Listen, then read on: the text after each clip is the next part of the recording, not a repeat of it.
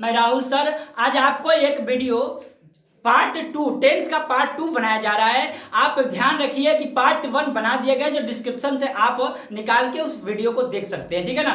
Part 1 को देखेंगे तभी ये पार्ट 2 समझ में आएगी। अब पार्ट 2 में बताया जा रहा है क्या, केवल 3 बातें आपको बताएंगे। क्या बताएंगे कि कर्ता क्रिया कर्म क्या होता है। इसको थोड़ा विस्तृत रूप से समझने की कोशिश करिएगा। बिना इसे समझे आप कोई भी सेंटेंस को आप नहीं हल कर सकते हैं। चलिए देखते हैं पहला नंबर में कि यहां पे देखिए कि सब्जेक्ट मतलब क्या होता है। तो सब्जेक्ट मतलब होता है क्या, तो कर्ता होता है, ठीक है ना। सब्जेक्ट मतलब क्या होता है, तो कर्ता होता है। तो थोड़ा ध्यान दीजिए, कर्ता किसे कहते हैं भाई। तो यहाँ पे देखिए कार्य करने वाले को ही कर्ता कहते हैं। जो कार्य को करता है उसे क्या कहते हैं, कर्ता कहते हैं। चलिए इसके बारे में थोड़ा बताएंगे, जब आपको ऑप्शन देंगे तो उसमें एग्जाम्पल के थ्रू आपको समझाया जाएगा। चलिए दूसरे नंबर में बताता है कि वर्ब, ठीक है ना। वर्ब को हिंदी में क्या बोलते हैं, तो क्रिया बोलते हैं। क्या बोलते हैं, क्रिया। अब देखिए जो शब्द कोई कार्य करता है, ठीक है ना, जो शब्द कोई कार्य करता है उसे ही क्या बोला जाता है, क्रिया बोला जाता है। चलिए और आगे देखते हैं, ऑब्जेक्ट, ठीक है ना। ऑब्जेक्ट क्या होता है भाई, तो यहां पे देखिए, अब यहां पे हम बताएंगे क्या ऑब्जेक्ट क्या होता है, जब जिसे हिंदी में कर्म कहते हैं। कर्म क्या होता है, तो जिस वस्तु पर कोई कार्य होता है उसे ही क्या कहा जाता है, कर्म कहा जाता है। बातें तीनों सिंपल है और साधारण भी है। हमारे तरफ से आपको इतनी इजी बनाई जा रही है इसको कि थोड़ा ध्यान देके इसे सुनिएगा। पहले बताते हैं आपको क्या कि इसका कोई उदाहरण लेते हैं। जैसे मोहन घर जाता है, मोहन घर जाता है। थोड़ा गौर करिएगा इस बात पे, मोहन घर जाता है।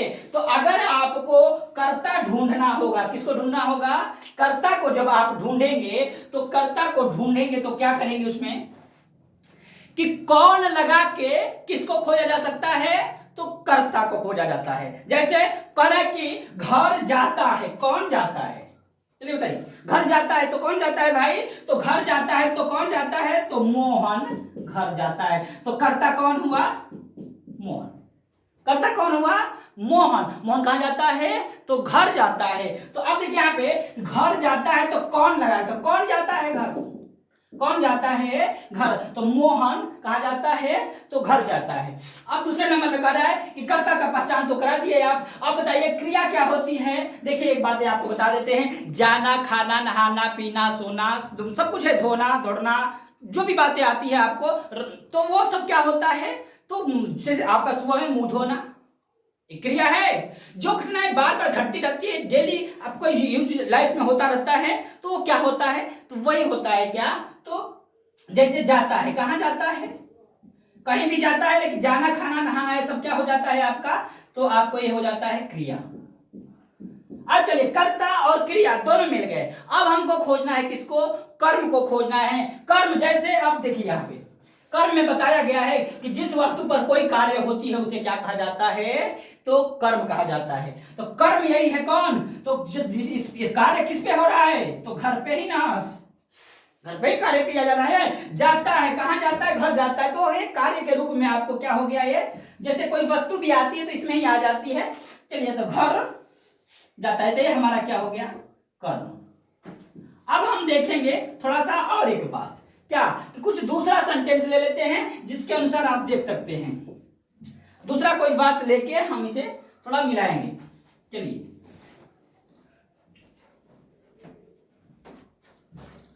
अब हम बताना चाहेंगे क्या कि जैसे श्याम मैदान में फुटबॉल खेलता है, क्या श्याम मैदान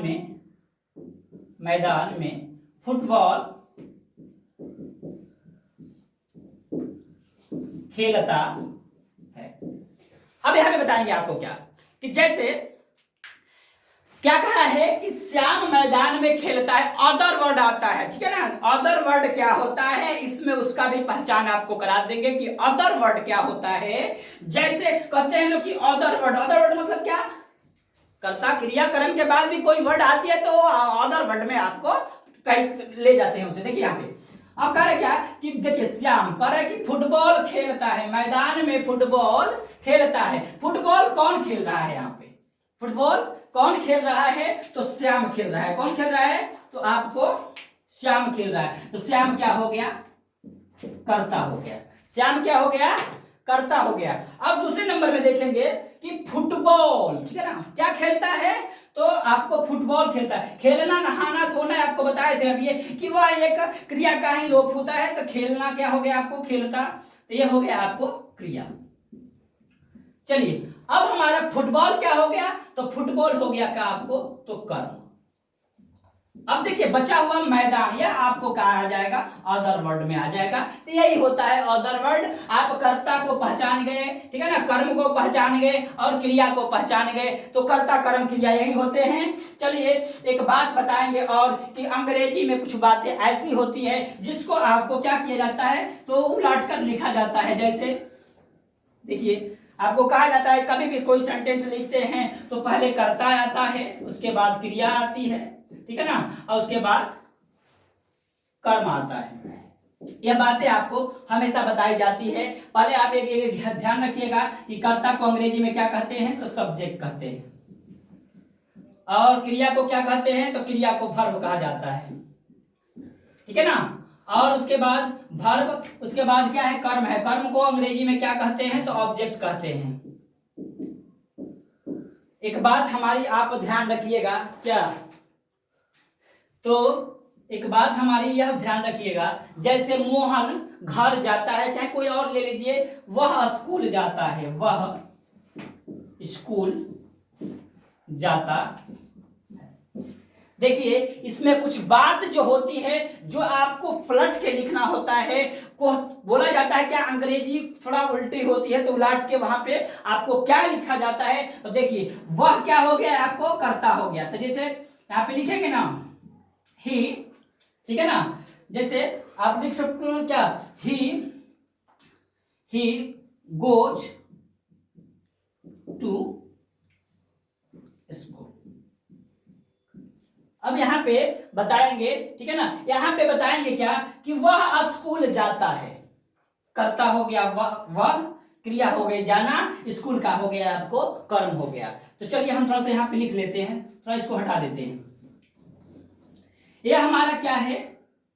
ये हमारा हो गया कर्ता, ये हमारा हो गया क्या?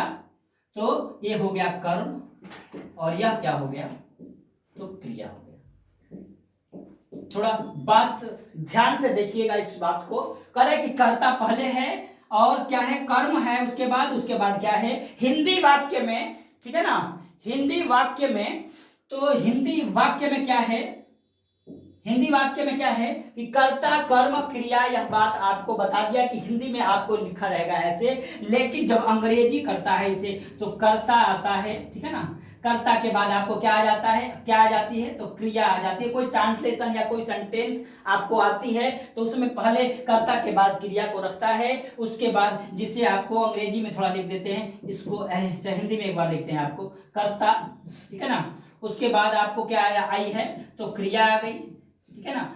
क्रिया के बाद आपको क्या आ गया? तो कर्म आ गया। यही बात आपको चेंज करता है, थोड़ा इस पे ही आपको ध्यान देनी होती है। कोई भी ट्रांसलेशन आप बनाते हैं तो अंग्रेजी यही उल्टी कर देता है। क्या करता है कि पहले क्रिया को लिखता है, उसके बाद आपको कर्म को लिखता है।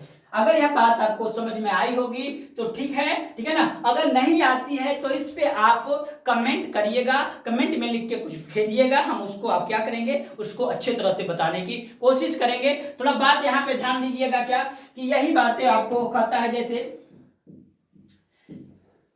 सब्जेक्ट वर्ब, और यहाँ पे आपको आ गया।